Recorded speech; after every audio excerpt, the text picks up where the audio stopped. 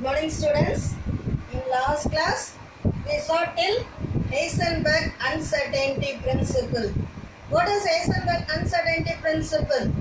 It is impossible to measure both the position and momentum of a microscopic particle with absolute accuracy. For that I said one formula also. Delta x into delta b, it is greater than or equal to h by 4 pi.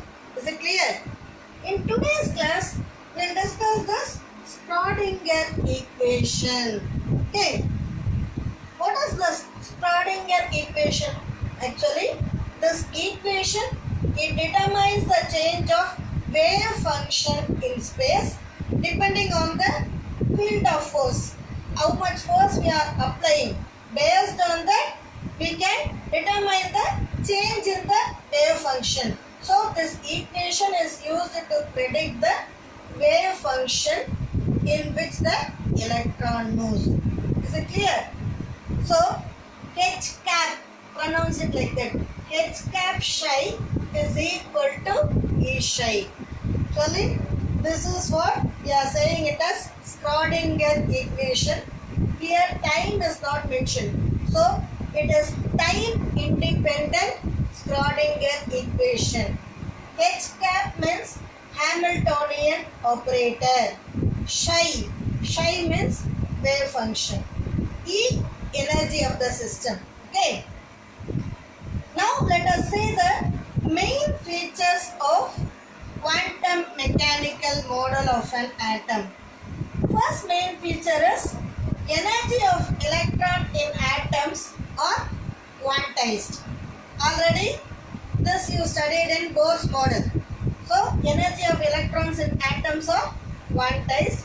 Next, the solutions of this Schrodinger equation, actually it gives the allowed energy levels, allowed orbitals.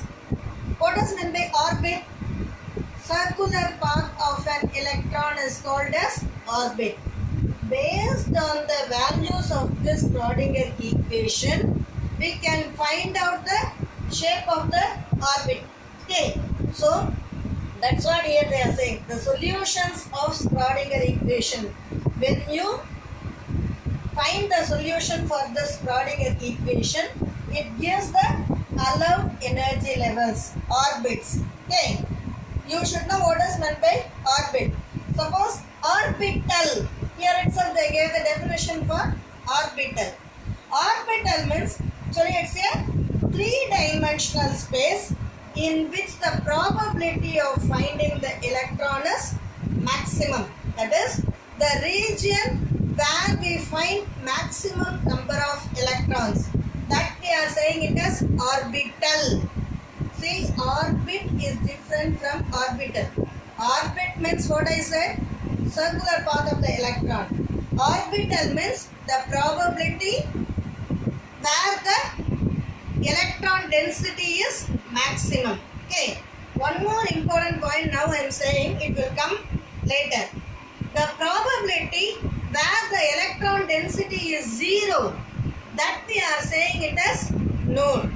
It will come in shape of orbital. Okay. Next, this quantum mechanics only, it introduced the concept of orbital. Okay. Next, what they said, the wave nature of electron present in an orbital that can be well defined by this wave function. So, by using the wave function, we can say the wave nature of electron. Already we said, electron possesses dual character. One is wave character and another one is particle character. In last class, we saw that also. Wave nature of the electron can be determined by using Davison and Germer experiment. In last class, we saw that. Okay.